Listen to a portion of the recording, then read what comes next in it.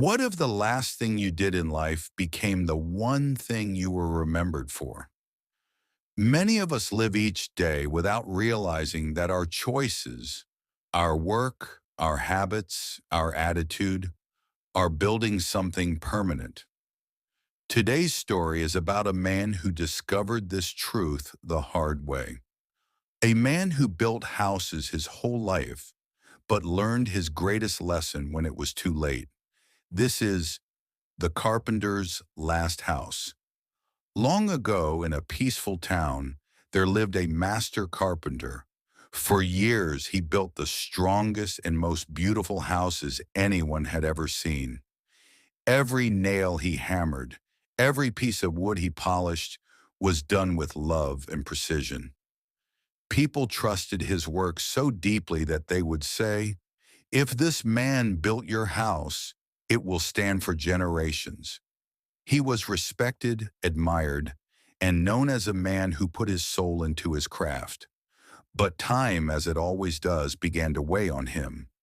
His hands, once steady and strong, grew tired. His back ached from years of bending over wooden beams.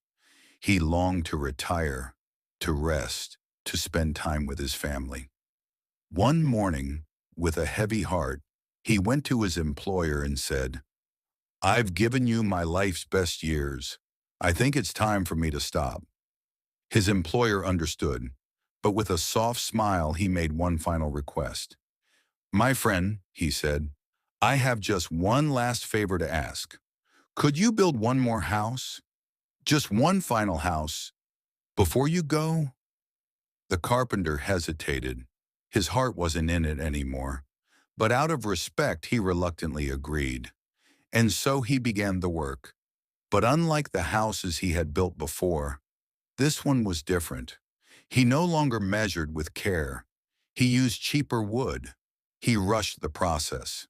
Mistakes that once would have bothered him, he ignored. Day by day, he cut corners. And when the house was finally complete, it was poorly built, weak, unworthy of his name. The carpenter sighed with relief, ready to finally end his career. But then his employer came to him, smiling warmly. He placed the house keys into the carpenter's hands and said, "This house is yours, a gift for your years of service, a place for you to live in peace with your family." The carpenter's eyes widened. He was shocked. The very house he had built carelessly was the house he was meant to live in. In that moment, his heart sank. All those shortcuts, all the carelessness, all the mistakes. He realized he had built his own future carelessly. If only he had known, he would have built it with the same passion and love he had given every other house. But now, he had to live in the result of his own choices. Life is exactly like that carpenter's house. Every day, with every action, we are building our own home. Our choices are the nails. Our habits are the wood. Our effort is the foundation.